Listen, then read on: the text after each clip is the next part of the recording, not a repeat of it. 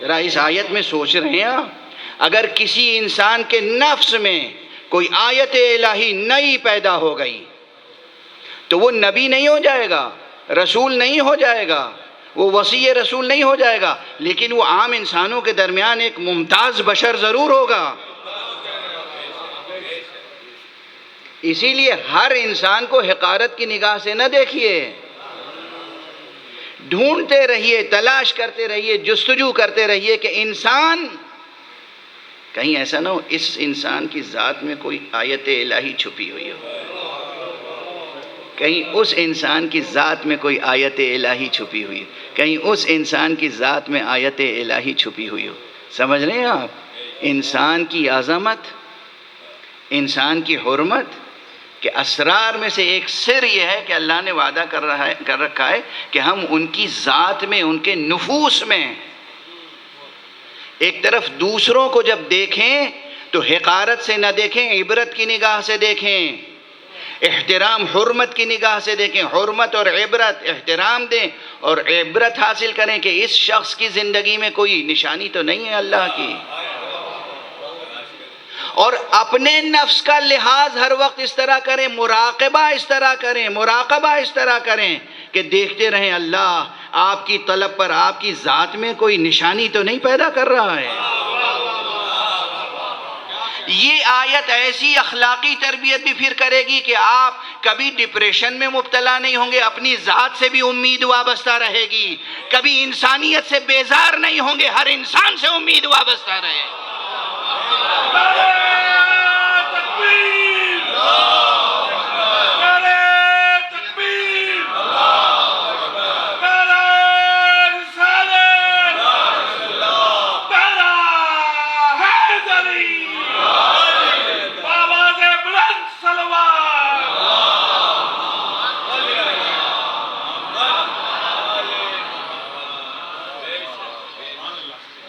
دیکھیے بات کہاں سے کہاں تک پہنچتی ہے، بات کہاں سے کہاں تک پہنچتی ہے۔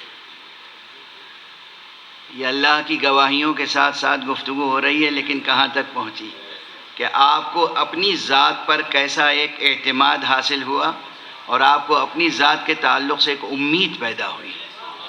ہمیں اپنی ذات کی حفاظت کرنی ہے، ہمیں اپنی ذات کا مطالعہ کرنا ہے، ہمیں اپنی ذات سے امید رکھنی ہے کہ نہ جانے کب کس وقت کوئی ایک آیت الہیہ پیدا ہو جائے۔ توجہ ہے جوانان عزیز، بزرگان محترم، کوئی عمر کے کسی بھی درجے میں ہو لیکن وہ اپنی ذات سے مایوس نہ ہو۔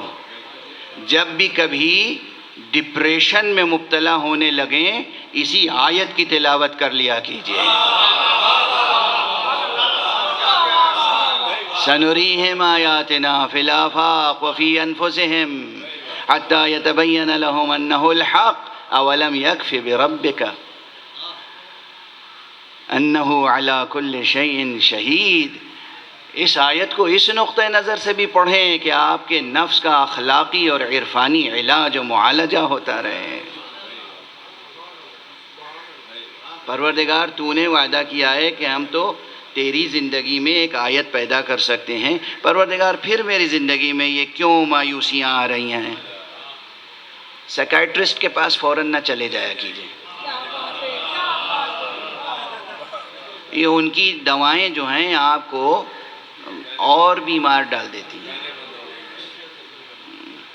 یہ جو نفسیاتی ڈاکٹر صاحبان ہیں خدا ان کی روزی روٹی کا انتظام کرے گا، آپ اپنی زندگی ان کی دوائیں کھا کے تباہ نہ کیا کیجیے، خدا پہ بھروسہ رکھیں۔ گفتگو کو کل کی گفتگو سے بھی ذرا سا مربوط کرتے ہوئے آگے بڑھ جائیں۔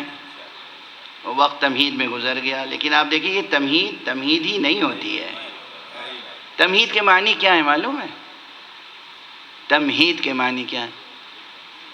تمہید یعنی لمبی چوڑی کسی کتاب یا کسی لمبی چوڑی تقریر کے شروع میں جو ابتدائی باتیں کہی جائیں وہ، یعنی کچھ بھی ابتدائی طور پہ کہا جائے تو تمہید ہے؟ نہیں، ایسا نہیں ہے۔ جیسے استنباط کے معنی میں کچھ گہرائی ہے، جیسے غور کے معنی میں گہرائی ہے، اسی میں تمہید کہتے ہیں مہد یمہد تمہیدن، تمہید کہتے ہیں کسی حقیقت کے لیے راستہ استوار کرنا.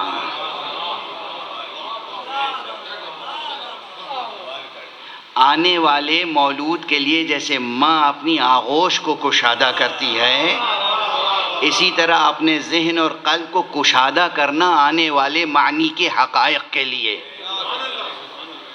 تو یہ تمہیدیں ضروری، تمہید یعنی ذہن کو کشادہ کرنے کی کوشش، تمہید یعنی قلب کو کشادہ کرنے کی کوشش، تمہید یعنی علمی مطالب کو حاصل کرنے کی راہوں کو کھولنا. تو یہ تمہیدیں صرف لفظیں نہیں ہیں کہ بھئی تمہید ہی بہت لمبی ہو گئی، بات نتیجے تک نہیں پہنچی. تمہید ایسی ہو کہ نتیجہ حاصل ہو جائے.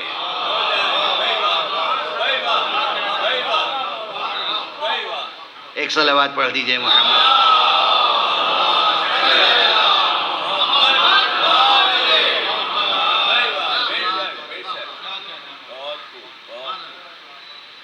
اب اگر کوئی کتاب لکھے اور اس کی تمہید ہی پڑھ کے ہم لوگ کتاب کو سمجھتے ہیں کہ اب اسے پڑھنا ہے یا نہیں.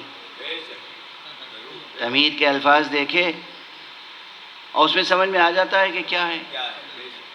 وہ تمہید کتاب کی گرہ نہیں کھولتی، صرف وہ ہمارے دل کی کلی بھی کھلتی ہے اگر تمہید میں واقعاً کچھ ہو. اور اگر تمہید میں صرف میں تو بھی خطرہ پیدا ہو جاتا ہے کہ ہم انسان رہیں گے یا گھاس چرنے والا کوئی جانور بن جائیں گے.